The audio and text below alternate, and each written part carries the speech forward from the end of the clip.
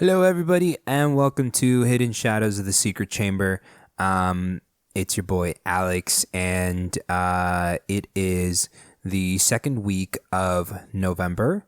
And due to some scheduling conflicts and me falling asleep on the night we're supposed to record, sorry guys, I'm going to be recording today's episode all by myself.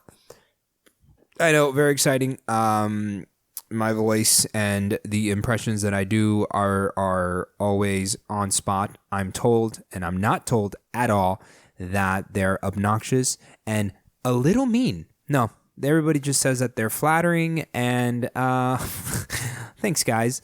In lieu of that, I'm going to be doing my best to not only, bring you the Alex factor of the podcast, but I'm also going to be bringing you guys the Nikansi factor of it and the Junebug factor, aka Khan. Now, for first-time listeners, Hidden Shadows of the Secret Chamber is a movie review podcast, and myself, Alex, along with my co-host Nikansi and Khan that I've mentioned earlier. What we do is we primarily will review kung fu movies, classic kung fu and modern kung fu, and then also we go into some of the modern movies that are up and coming, that are out in theaters, and just a few indie films. We try to get into the Latin, the San Diego, because we're out here in San Diego, so we try to get into the San Diego Latin Film Festival, and then we also try to get down to the Asian San Diego Film Festival, which we did this past weekend, and it was a blast. We got to catch two movies. The first movie was actually a Japanese spy film that the folks over at the Asian San Diego Film Festival dug up. So a lot of the stuff that you guys are going to watch at these film festivals are stuff that are not usually very easily accessible, and they're going to dig up these freaking treasures, these gems, and bring them out to these festivals for us to watch. And let me tell you, this Japanese movie was a blast. It was I don't know, it felt a little bit like a Enter the Dragon-esque mixed with spy, meet, James Bond movie. You had this girl who was living in Hong Kong for a while, learning martial arts. And then her brother was I guess he was like a detective, and he was undercover in some kind of mafia drug distributing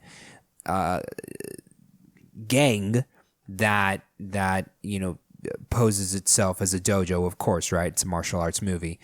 And he gets captured, and they overdose him on heroin, and the sister has to come in and save his butt. Wow, really good job, Big Brother, at fulfilling your Big Brother duties. I'm just kidding. That's a gender role, and we don't believe in those, all right? If you want to be the person who needs to be rescued, then that's your choice to make, sir. And you know what? If you want your sister to come and rescue, that's also your choice, and you are free to make it. So in this movie, that's exactly what happened. We had the sister go out, and she fought a bunch of people. Let me tell you, the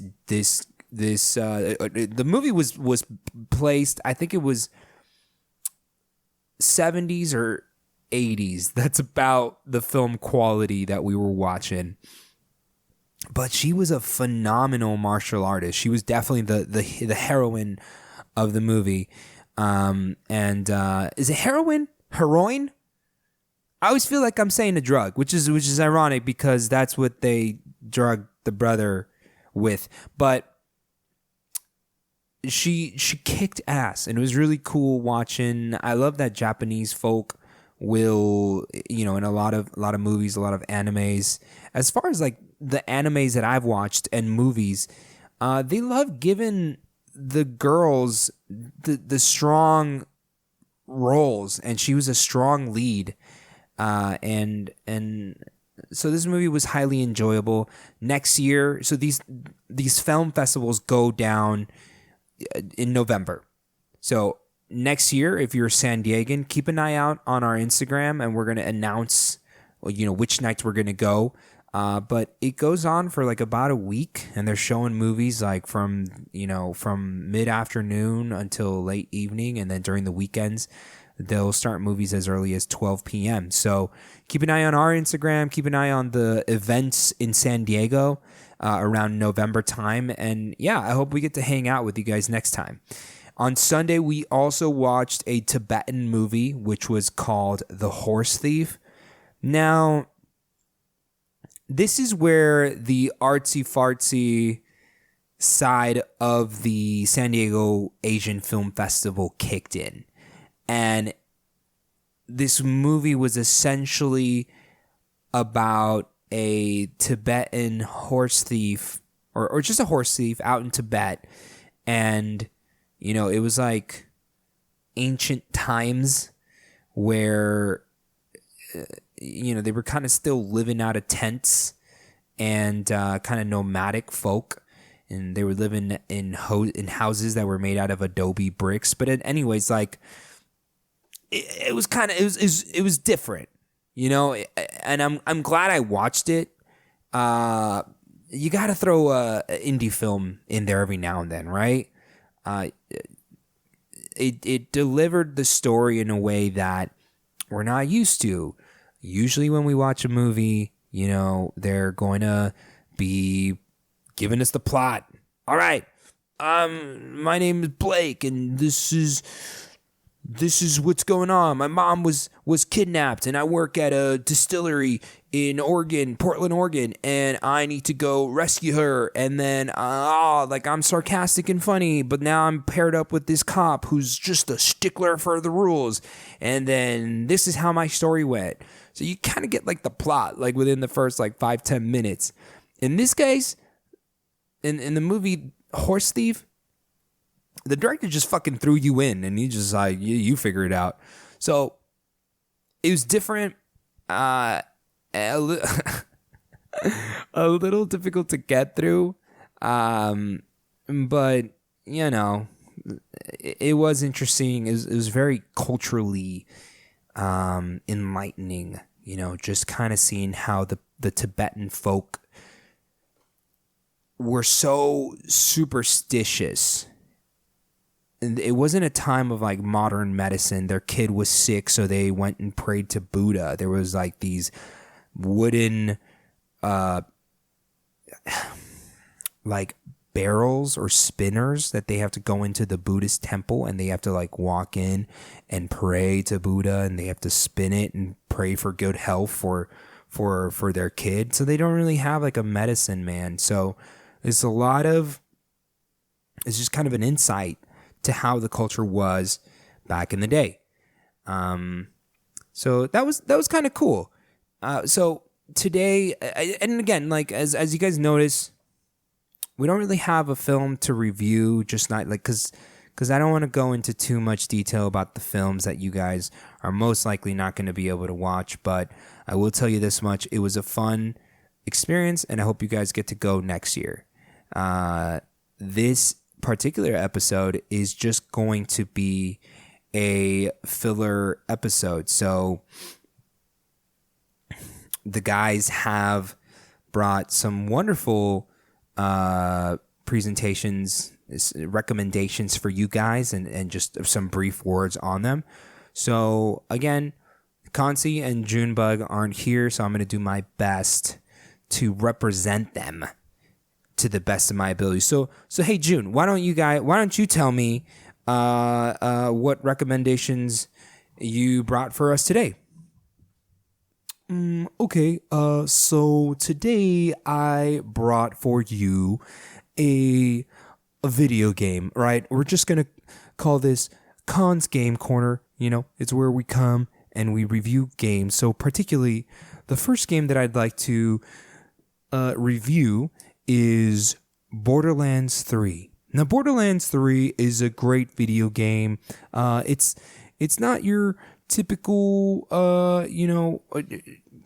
other Borderlands video game, but I really enjoyed it. I think that they took everything from Borderlands 1 and Borderlands 2, and they did a great job of, just making it 3 times as good. I don't think that's how those good. Well, Alex, if you were actually a gamer like me, maybe you might know. Maybe just stick to your expertise. Oh, okay, Junior, that's fine. I can just kind of it's your game corner.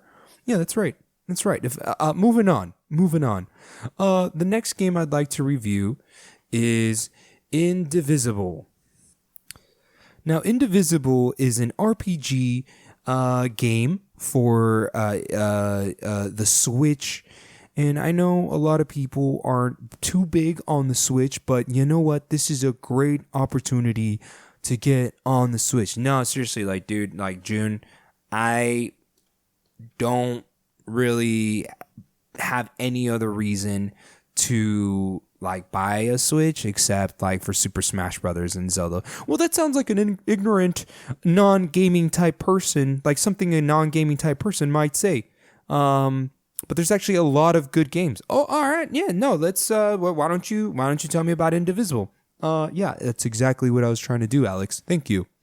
So Indivisible is a game by Lab Zero Games, and I really like this gaming company. And it's just a fantastic RPG, and it's an RPG that has combat mechanics that was inspired the Valkyrie Profile game. If you guys are into that, I think that's something that you should get. But the story basically follows Ajna, your typical tomboy character with a rebellious streak, and whose life is thrown into disarray when her village was burned down by an army. Typical army, just kind of coming in and doing whatever they want. But it's really cool. It's really fun. And then the last thing that I'd like to talk about is Pokemon Sword and Shield. Oh, June, I'm looking super forward to Sword and Shield. That sounds like it's going to be a game. Again, wrong again, Alex. Yeah. It turns out that the Pokemon industry is pulling some bullshit. Okay. Oh, all right. Well, then what I don't know. What bullshit are they pulling, Junior? I don't understand. Yeah. Let me explain it to you. Let me school you a little bit. They are only going to release 400 Pokemon.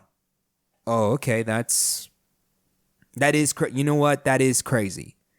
There's over 1,000. If you knew anything, Alex, then you would understand that there are 807 Pokemon, without the Mega Evolutions, but in a precise number of 902 forms and Mega Evolutions. Okay? Damn, that's a lot. So they're only releasing... Yeah, 400, Alex. 400. I'm trying to get to my point here. Can I get to my point? Yeah, just get to your point. I'm sorry. Only 400 Pokemon. And they're trying to pull some lame excuse, they don't have the resources available. First of all, this is the first release. This is the first gaming console release for Pokemon. And they're going to jip us like that. I can't believe it. And with the lame excuse they don't have the proper resources. Well, do you think that maybe they're trying to maybe just focus in on the gaming, on the combat, on the battles?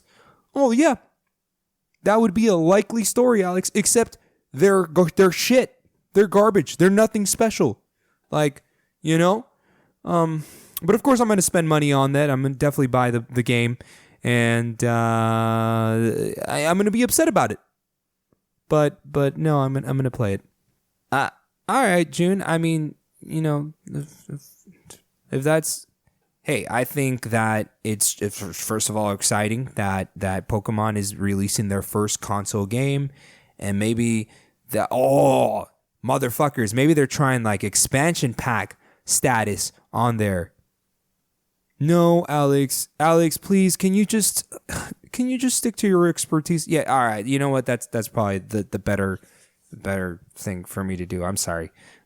God, I don't enjoy shutting you down, Alex, but if you would just stop giving me the opportunity to do it, then maybe I wouldn't have to do it so often. Yeah, maybe you wouldn't have to do it too often. Nikansi, did you have some recommendations that you wanted to bring to the table? Well, today I wanted to bring to you, listeners, Dr. Sleep. It is a super scary movie that's going to leave you, Alex, super traumatized. No, but this movie is based off of it's like kind of the sequel of The Shining. And it was written and directed and edited by Mike Flanagan. And I thought that it's a really cool movie, and it's something that you guys would like if you're still in the Halloween spirit. And yeah. All right, Nikansi. Well, my recommend. And you guys need to listen to Troy Man, the April album. Troy Man on Spotify. Is that it? And Jenny Slate, Stage Fright. You guys need to go listen to her stand-up comedy. That's available on Netflix. Okay, thank you, Nikansi. That is and Looking for Alaska. Great show, streaming on Hulu. And that's the final one. Except it's not the final one, Alex. It's not the final. I got another one for you. All right, Nikansi, what's the final one that I got? Haunted. Another scary Netflix series that you guys need to watch. And I watch it every night as I'm falling asleep so that I can have weird dreams. And that's how I get in the zone to teach Kung Fu every day. That's a really sadistic thing to watch while you're going to sleep. Yeah, I don't really sleep really well. I couldn't imagine, Nikansi. Thank you, Junior and Nikansi, for giving me your recommendations. Again, Junior, I'm so sorry about Pokemon Shield and Sword and Shield. I'll deal with it. I'll get by somehow. I kind of want to play it. Yeah, it sounds like something a non-gamer would say. Just saying. All right. My recommendations, guys, for this week, and this is coming from Alex, is a fantastic dubbed anime, or you can watch it in the sub version if you prefer the Japanese version of it, called Violet Evergarden. I'm on episode 9, and I love it all the way through. It's about a girl. Her name is Violet, who I don't know too much about her, but like, she was an orphan, and she was trained in the combat of killing, and she's a beast. All right, she can murder a motherfucker, no problem. Don't look at her weird. Don't check her out for too long, because she will slice off your face. And about a major in an army that she got paired up with. Now, Violet has lived like a shitty life all up till, she met the major, and he kind of gave her a better life. Now, he did utilize her still as a weapon in the war, but we pick up in Violet's story after she was in I think it was like a war-ending battle. If I remember correctly, she's kind of recovering from an injury, and she loses both her arms. And we are aware that the major died, and she's picked up by the major's friend, Colonel Redhead guy. I don't do good with names from the from shows. But anyways, it's like a heartwarming story while she kind of like starts to understand like what emotions are and how to let people into her life while, it's placed in the like the revolution of like technology. They just kind of started having automobiles. They're big on the typewriter, so it's a little steampunky without being really steampunky. But anyway, she gets a job with the lieutenant, writing letters for people. She goes out and she writes letters and starts to learn the different stories about each individual client that she gets, and it's really heartwarming. And I had a few moments where I was choking up by myself, but I fought back the tears, and we were fine. But it's a great anime. I highly recommend that you guys go check it out on Netflix. And again, it's in the sub version and in the dub version. The dub version is wonderful. My second recommendation is the anime. I watched my first basketball anime, which for me was Kuro no Basket, and that was just a really fun, heartwarming anime and just great basketball. I'm a huge basketball fan, for those of you who don't know. And I saw a new anime that came out, which is called Ahiru no Sora, which is available on Verve.co. And it's about 7 episodes deep. But if you are like me and you like to see into the future, the manga is like 134 chapters in. So, but being a fan of basketball, I'm going to say that as far as like basketball, like real basketball, what's the word I'm looking, like real basketball mechanics and real basketball rules and strategies and techniques, this anime is super accurate about it. So that for me is very, very enjoyable. But like if you're not a huge basketball nerd like me, the characters are so funny. Basically, the main character, Kurumatani, is a fairly short, like, freshman in high school. But he is a beast at basketball. He's got handles. He can make shots behind the arc. And he gets transferred into a high school where the basketball club is just a bunch of delinquents. And they just are fucking with him. And he's such a cool character. Because, like, even though he, like, for sure gets his ass kicked all the time, he still like refuses to give up on fights, and he somehow convinces these thugs to team up and learn to play the game of basketball, and he wants them to go far in the inner high school tournament.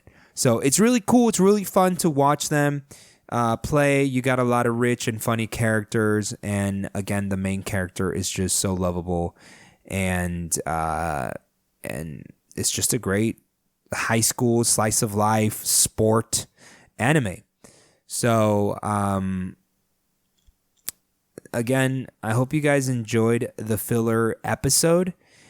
For the month of November, we have some fun movies coming up. For me, specifically, I'm very much looking forward to 22 Bridges from the directors of Avengers Endgame. I think it's the Russo brothers. Yeah, Alex, it's actually the Russo brothers. Maybe you could do some research. Oh, thank you, June. No, I appreciate that. Mm-hmm. And in this case, it's got Chadwick Boseman, aka Black Panther, in it, and he looks like he's gonna be great. I hope you guys get a chance to go watch it, and we are going to make sure we review it. And then this weekend, we have an exciting weekend. The Hidden Shadows are heading down to Ensenada, Baja California, with the Sidetrack podcast, which is another one of our podcasts, and then the Knick-Knack Show, which we haven't heard an episode from them in a while. I'm happy to say that we're going to record an episode down in Ensenada and hopefully release it sometime next week. So look forward to that, and make sure you follow us on Instagram at HSTSC33, on Twitter, same handle, HSTSC33, and then on Facebook, Hidden Shadows of the Secret Chamber. Follow our other podcast, Sidetrack Podcast, on Instagram. And then tell your friends. Tell your friends if you like this podcast. Make sure you give us a 5-star review on iTunes, and we will read your comment at the beginning of the episode. So thank you so much for spreading the word. And then, Junior Nikonsi, is there something else you would like to say? Nikonsi, you look like you want to make a new recommendation. And, no, I'm just kidding. You're going to give me a heart attack. Thanks again, guys, for listening, and we'll see you next Friday for Kung Fu Friday, Hidden Shadows of the Secret Chamber. Good night.